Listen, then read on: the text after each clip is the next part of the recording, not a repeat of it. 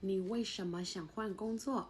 你为什么想换工作？你ဘာဖြစ်လို့အလုပ်ပြောင်းချင်တာတော့နော်ဒီမေခွန်းလေးတော့မေးခဲ့မယ်ဆိုလို့ရှိရင်ကိုကဘယ်လိုဖြေမလဲဆိုတော့ကို老师တို့ဒီစာအုပ်လေးထဲမှာအဖြေရှာကြည့်ရအောင်နော်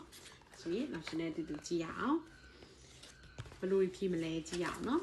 因为我想换个环境因为我想换个环境ဘာလို့လဲဆိုတော့ငါပတ်ဝန်းကျင်အတစ်တစ်ခုချိန်ချင်လို့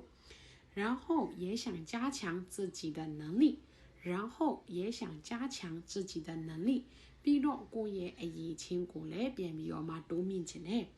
收获更多的工作经验收获更多的工作经验收获ဆိုတာရရှိရပါတော့更多的ဆိုတော့更多的工作经验လုပ်ငန်းအတွေ့အကြုံအများကြီးကိုလည်းရရှိခြင်းနဲ့ဟုတ်ပြီနော်အဲဆိုလို့ရှိရင်အခုလိုဖြေလိုက်တော့ဘာဖြစ်သွားလဲထီထီမီမီနဲ့လွယ်ကူကူလေးဖြစ်တယ်ပေါ့နော်အဲဆိုရင်နောက်ပါရှိသေးတယ်ထပ်ကြည့်ကြည့်အောင်工作中最重要的是什么工作中最重要的是什么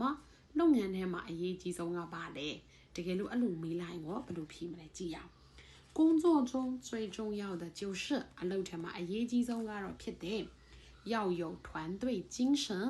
要有团队精神听我စိတ်တရှိရမယ်对工作要认真对工作要认真အလုပ်အပေါ်မှာစိတ်ဆက်တည်ချမှုရှိရမယ်ဟုတ်လားအဲ့ဒါဆိုလို့ရှိရင်တကယ်လို့ဒီလိုမျိုးမေးခွန်းလေးတွေလာပြီဆိုလို့ရှိရင်တော့老师တို့ ready ပြင်ထားဖို့လိုအပ်တယ်ပေါ့နော်အဲ့တော့老师ရဲ့ဒီ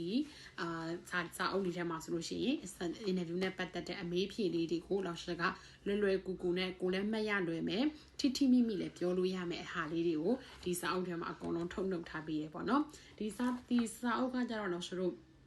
စားတော့ဆိုင်တည်တံ့သုံးစကားပြောစာအုပ်လေးပါဒီစာအုပ်အတွက်ဆိုလို့ရှိရင်လည်း老師က Telegram video class မှာရတက်ပံပေးထားပြီးသားပေါ့နော်အဲ့ဒါဆိုလို့ရှိရင်ကိုက interview အတွက်လိုအပ်နေတဲ့စားတော့ဆိုင်အတွက်လိုအပ်နေတယ်ဆိုတော့ဒီအတန်းလေးကိုလာတက်လို့ရတယ်နော်ဟုတ်ပြီအဲ့ဒါဆိုတော့နောက် video မှာပြန်တွေ့မယ်ကြကြ再见